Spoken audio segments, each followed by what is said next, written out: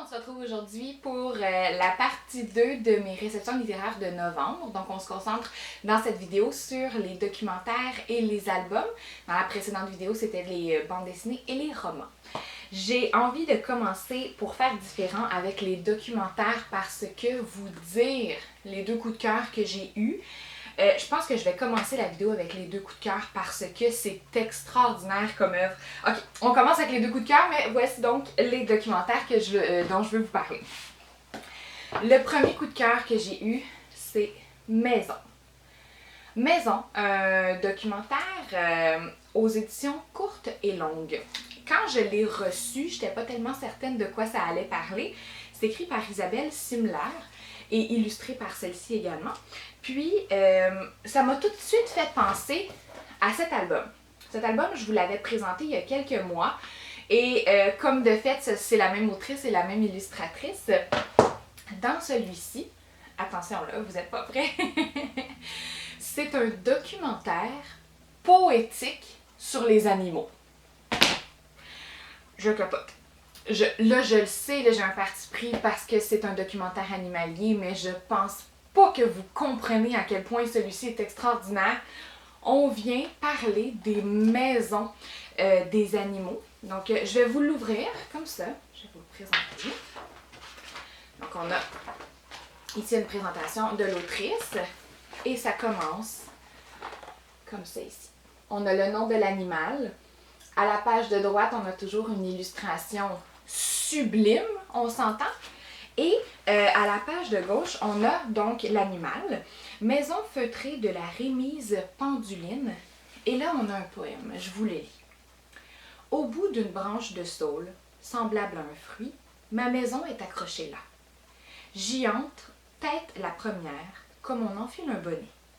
À l'intérieur, quelle tranquillité. Cueilli à tire-d'aile, le fil frais des végétaux, le poil chaud des animaux, la douce toile des araignées s'entremêlent dans mes murs tricotés. Et c'est ça pour tout l'album, je vous le dis, je capote. Regardez les illustrations. Je vais juste tourner les pages, vous faire capoter. Je n'en reviens pas qu'un tel documentaire existe. Là, les pistes pédagogiques sont infinies. On peut évidemment aller analyser le vocabulaire, analyser le vocabulaire dans des documentaires, mais en termes de poésie, c'est tellement riche, c'est tellement différent. On peut bien évidemment faire écrire les élèves sur une habitation d'un animal et de venir le faire écrire comme s'il était l'animal lui-même pour parler de sa maison. C'est extraordinaire, je vous le dis, on apprend tellement de choses au fil des pages, comme ici, là, cet animal qui coud pratiquement, là, comme on pourrait penser sa maison. J'essaie de vous en montrer d'autres. On a beaucoup d'oiseaux, évidemment, parce que ce sont souvent des nids assez spectaculaires, mais on parle aussi ici, vous voyez, on voit aussi les termites. On voit beaucoup de mollusques. Ah, c'est tellement beau, je vous le dis, là. Regardez ça. Donc, je n'en reviens pas de cet album documentaire-là. Pour un thème sur les animaux, pour la poésie, pour une étude des documentaires. C'est un oui, oui, oui. Oui, oui, oui, oui, oui. Un autre oui, oui, oui, oui, oui. Donc, je vous avais dit que j'allais vous présenter les deux coups de cœur dès le départ. Qu'y a-t-il dans le corps des animaux? Je le sais que je suis fan des animaux, là. Vous n'avez pas besoin de me le dire. Mais ça ici, là, c'est chez Rue du Monde. Regardez ça. OK? On a ici une double page sur le système squelettique.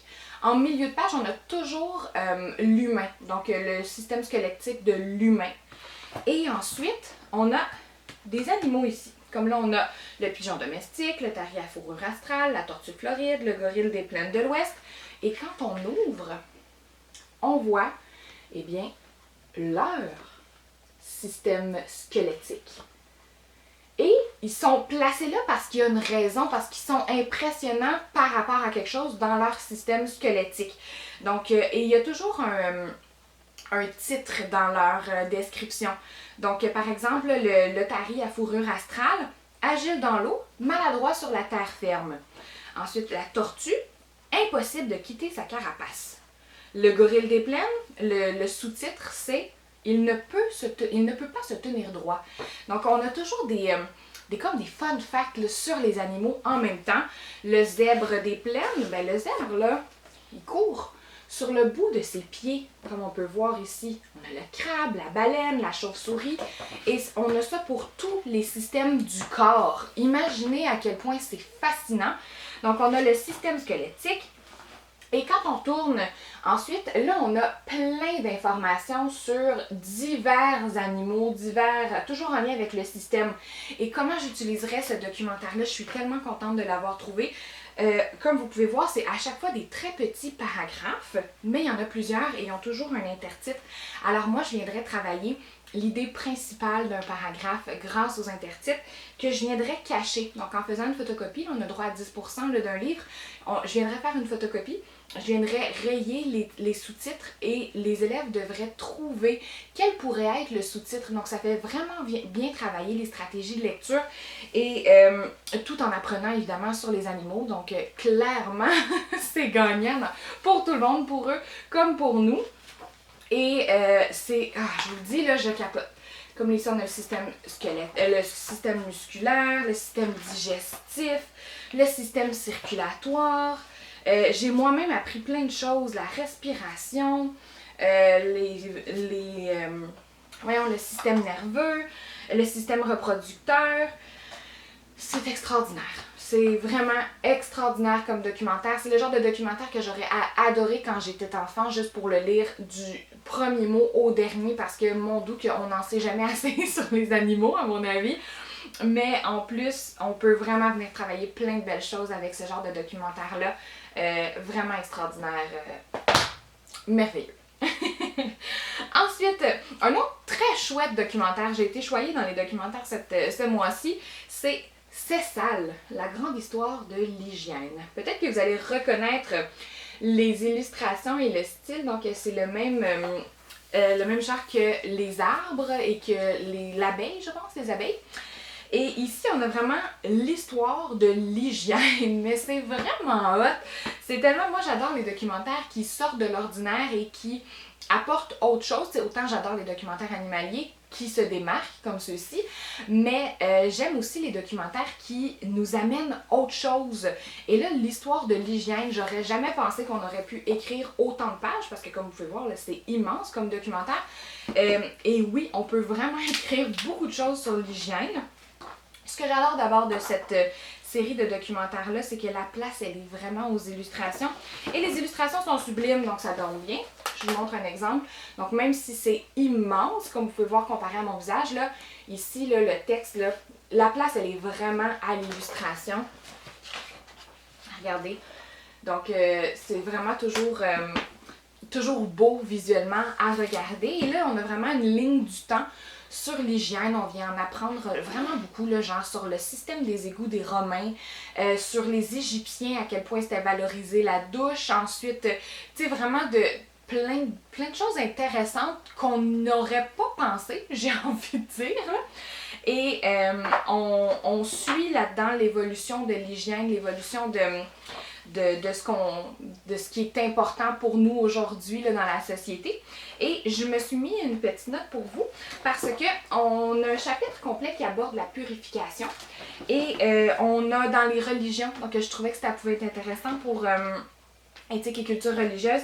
Donc on a le judaïsme, l'islam, l'hindouisme, et le christianisme dans lequel on parle de la purification, donc en lien avec l'hygiène, mais en lien avec les 5 grandes religions. Et un petit peu plus loin, on aborde... j'aurais dû me l'apporter. En tout cas, on apporte avec les Autochtones du Québec, du Canada, j'ai envie de dire ici, ce qui a un lien avec la sueur.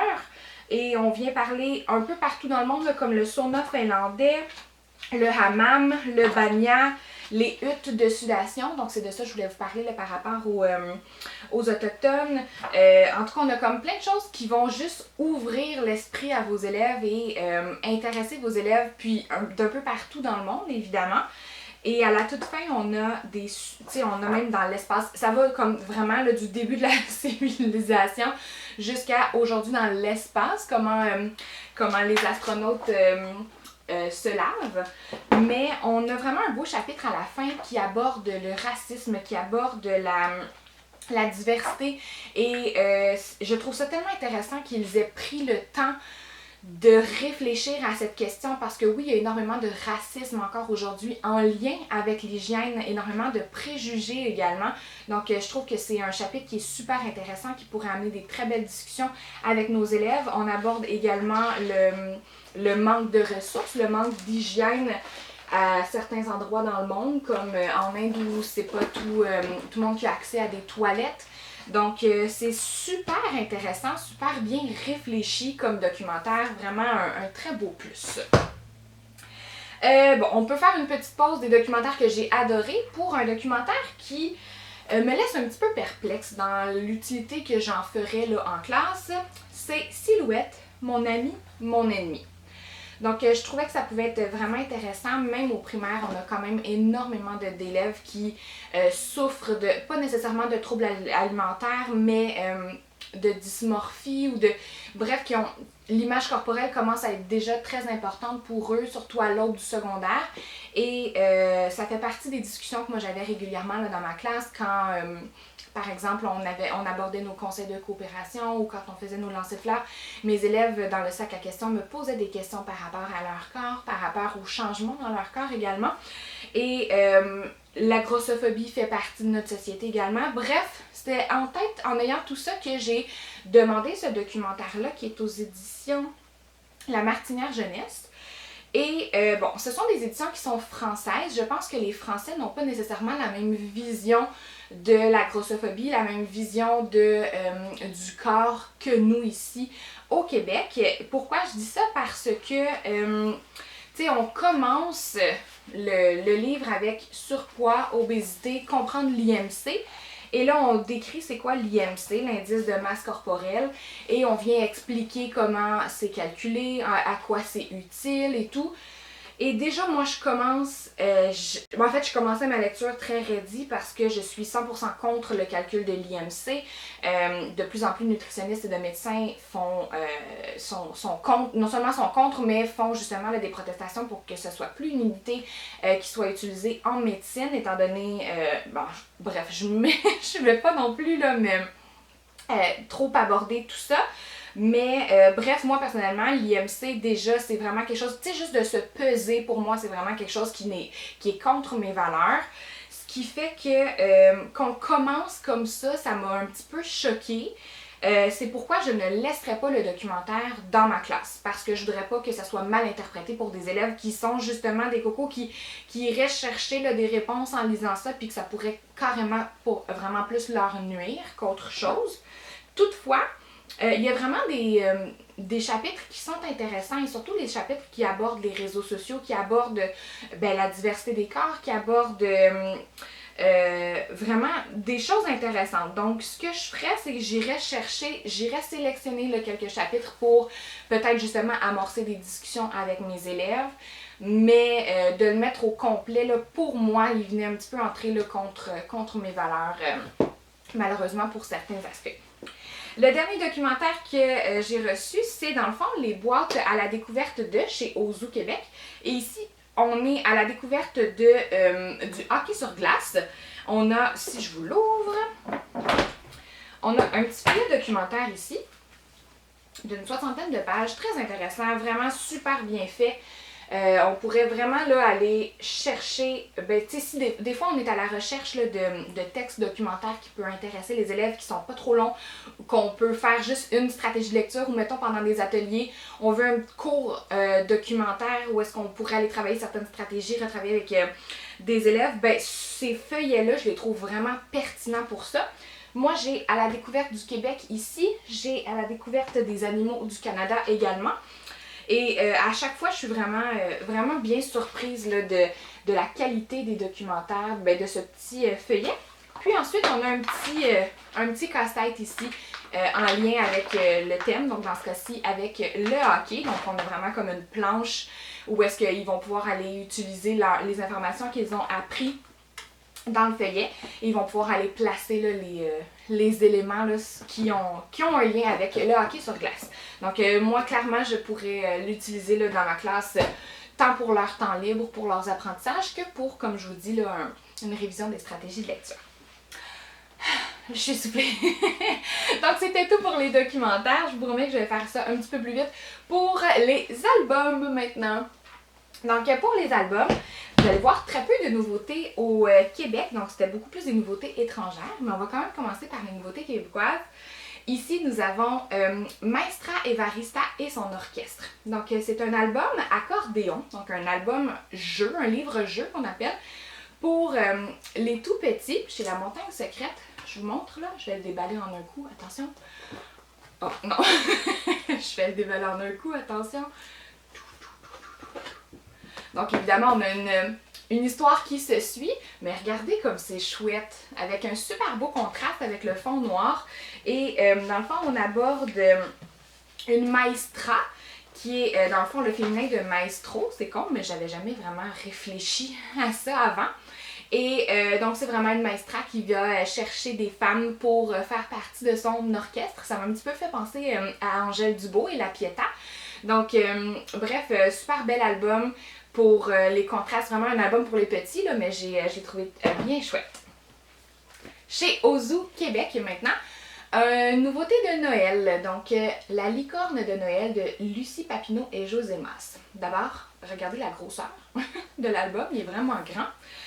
Bon, vous connaissez, en plus j'ai failli mettre mon chandail de Grinch pour la vidéo, mais là, je me suis dit que j'allais pas exagérer non plus. Vous connaissez mon... Je ne déteste pas Noël, pas du tout. Mais je trouve que Noël est... Moi, en décembre, c'est correct qu'on parle de Noël. En novembre, parlez-moi pas de Noël, surtout pas en octobre.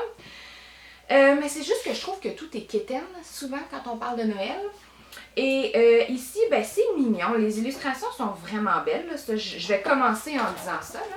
Les illustrations de José Mas, c'est vraiment magnifique. Puis le fait que l'album est immense, ça ajoute beaucoup. Toutefois, j'ai trouvé que l'histoire c'était correct, sans plus, ça m'a pas surpris, ça m'a pas touchée, ça m'a pas... Donc c'est l'histoire d'une jeune fille qui habite chez sa grand-mère, ben qui est en visite, je pense, chez sa grand-mère et son grand-père. Et sa grand-mère et son grand-père, si je vous les montre au début, là, sont très occupés dans le mois de décembre. Très occupés. Alors déjà là, ben, vous pouvez comprendre que c'est probablement le Père Noël et la Mère Noël, hein? Et donc elle va s'occuper d'un cheval, mais elle réussit à avoir comme une communication avec le cheval, puis le cheval réussit à lui dire ce qu'il veut. Et là, un moment donné, dans l'histoire, ils se soignent, deviennent amis, ils sont bien gentils l'un pour l'autre, et là, elle finit par se perdre. Alors elle communique à son cheval, et son cheval, pouf! Devient une licorne, c'est pour ça qu'il était spécial, et va la chercher, et là, tout est bien, qui finit bien, et on apprend donc que ses grands-parents étaient donc la Mère Noël et le Père Noël. Comme je vous dis, ben, vous l'entendez certainement dans ma voix, là, moi c'est pas un coup de cœur, c'est mignon, mais c'est pas un coup de cœur. Toutefois, tu sais, je veux dire, je le verrais très bien là, dans une classe avec les petits, je pense qu'ils pourraient grandement aimer. Les illustrations sont vraiment, franchement magnifiques. Une autre nouveauté de Noël, mais là cette fois-ci je me suis mise en tête qu'il allait falloir un moment donné que je sois fan de Noël, au moins pour mes enfants. Alors là j'ai Le Merveilleux Noël de Petit Loup et c'est un album tout carton pour bébés, pour enfants. Et ce que j'ai vraiment beaucoup aimé, c'est qu'il y a de la texture. Donc ici, on a un paysage enneigé, on peut toucher là, à la neige.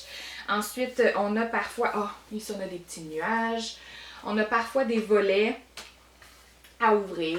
Donc c'est mignon pour ça, pour le petit ajout là, justement là, des textures puis des petits volets. Ici, on a plusieurs petits volets avec des petits lutins qui nous jouent des tours.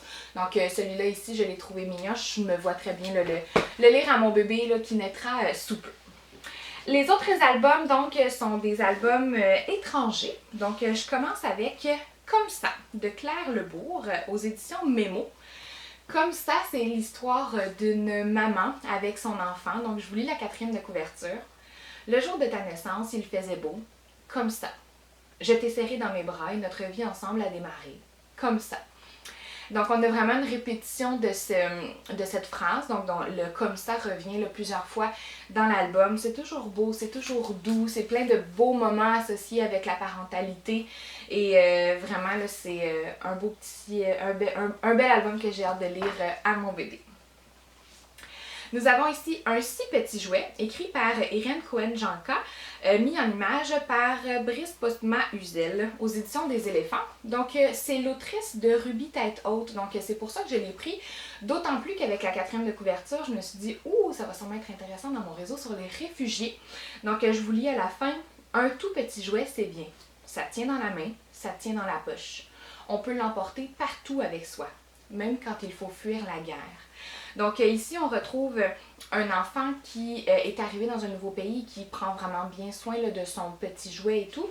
Et jusqu'à ce qu'on comprenne, dans le fond, à la toute fin. Puis je me suis laissée surprendre, je ne m'attendais pas à ça, mais pourquoi, dans le fond, elle accorde une si grande importance au fait que son jouet soit petit? C'est parce que quand l'enfant a quitté son pays, elle n'a pas pu apporter, je pense que c'est un elle, l'enfant n'a pas pu apporter avec elle son jouet qui était dans son pays, dans le fond, parce qu'il était trop gros. C'était comme un gros ourson ou une grosse poupée, là, je suis plus certaine. Elle n'a pas pu l'apporter, donc quand elle est arrivée, elle s'est donc accrochée à un petit jouet que peu importe ce qui va arriver finalement maintenant, elle va toujours pouvoir le partir avec. Donc comme je vous dis, je m'attendais comme pas vraiment à ça à la fin. On dirait que j'avais comme pas vraiment réfléchi le pourquoi, l'importance du fait qu'il était si petit.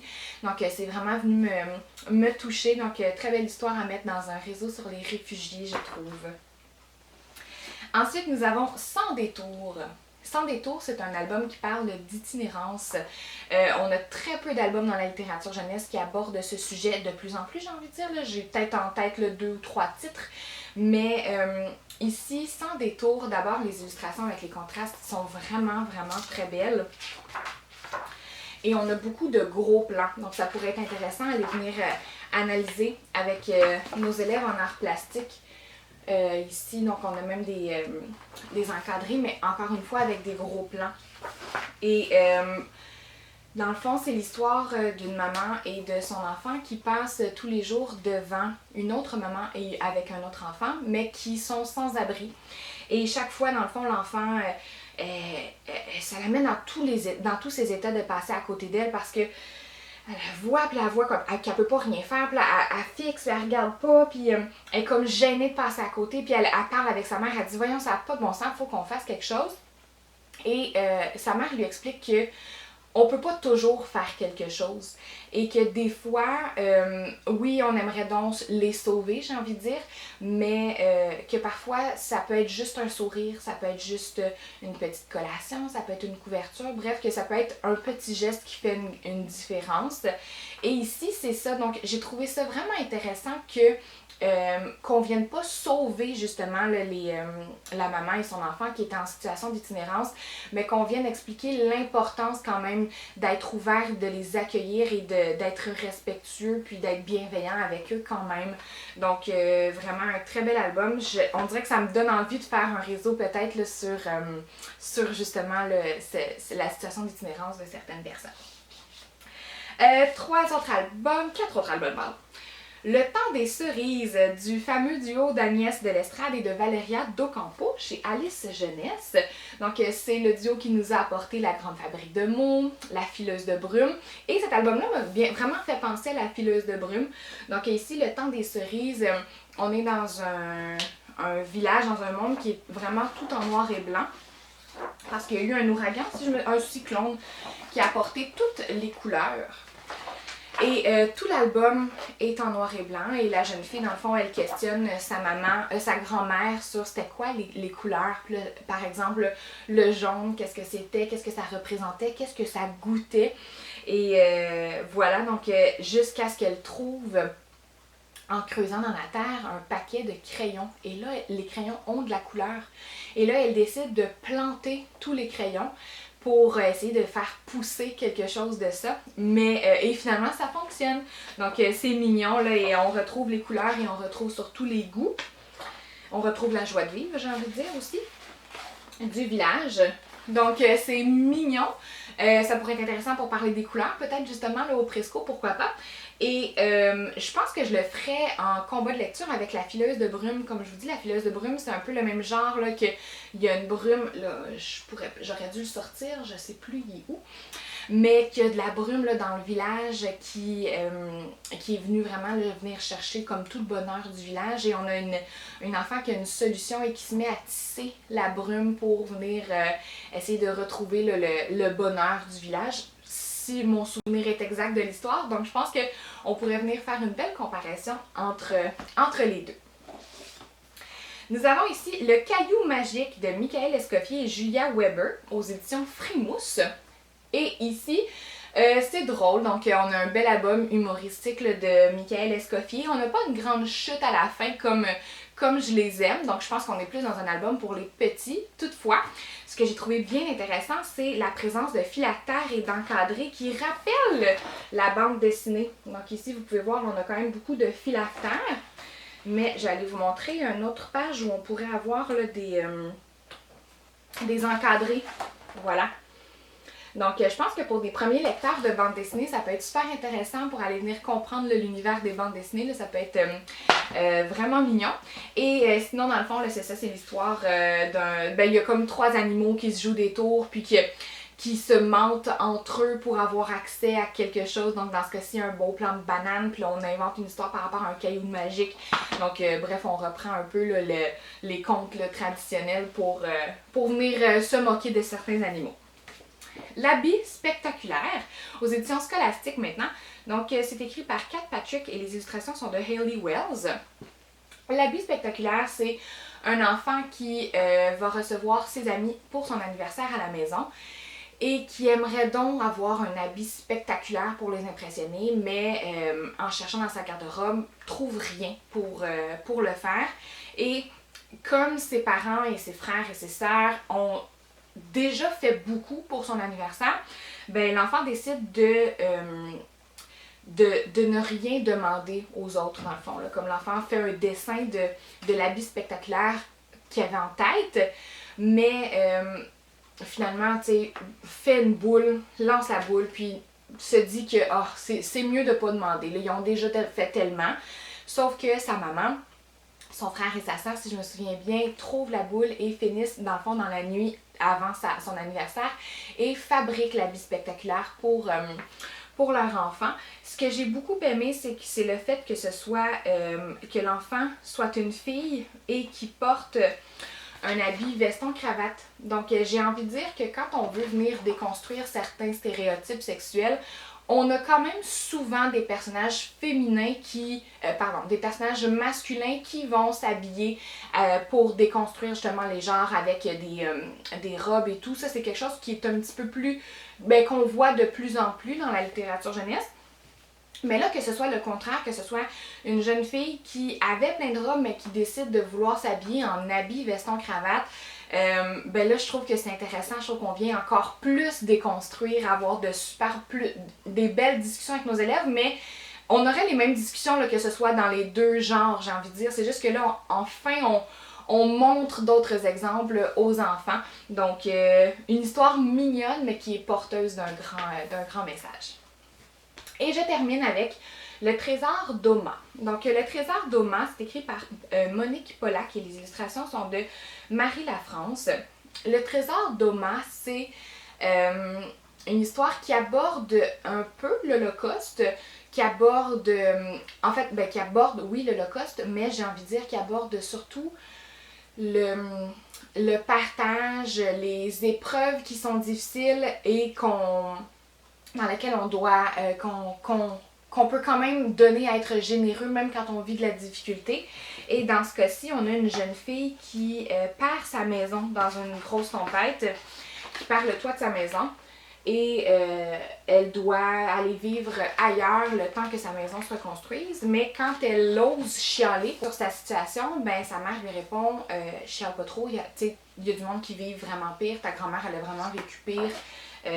On peut pas chialer. » Chose que j'étais comme sais, je comprends qu'il y a des gens qui vivent pire, mais de perdre sa maison, c'est quand même grave, là, surtout pour un enfant, mais pour n'importe qui, en fait. Fait que j'étais comme, peu importe ce que les autres vivent, c'est valide ce que tu ressens. Donc, il y avait cette petite parenthèse-là au début. Mais bref, on passe rapidement à côté parce que elle rencontre, dans le fond, une nouvelle amie dans son nouveau logement. Et elle finit par exprimer sa peine là, à sa grand-mère. Sa grand-mère lui remet une breloque qu'elle a reçue à son anniversaire lorsqu'elle était dans un camp de concentration où une femme lui a donné, même si c'était la dernière chose qu'elle avait quand elle a su que c'était son anniversaire, elle lui a donné sans la connaître, sans savoir qui était cet enfant. Le fait que c'était son anniversaire, pour elle, c'était plus important de donner dans ce jour-là. Et sa grand-mère s'était promis que cette breloque-là allait venir en aide à quelqu'un justement comme ça. Alors elle la remet à sa petite fille. Sa petite fille se fait une promesse de remettre un jour cette breloque-là à quelqu'un qui sera dans le besoin. Donc, je pense qu'on peut... Ça va être intéressant après votre lecture de revenir sur la couverture puisqu'on voit deux jeunes filles, puis dans le fond, on comprend que une des jeunes filles, c'est sa grand-maman, dans le fond, lorsqu'elle a reçu elle-même la breloque. Donc, c'est comme si c'était l'enfant grand-maman qui donne à sa petite fille... aujourd'hui. Donc, et en fait, c'est basé sur une histoire vraie, là, donc c'est ce qui va sûrement toucher vos élèves. Donc, merci beaucoup pour votre écoute. Je vous souhaite un très joyeux temps des fêtes et on se retrouve, je sais pas quand, on verra, pour ma prochaine vidéo de réception littéraire. Merci!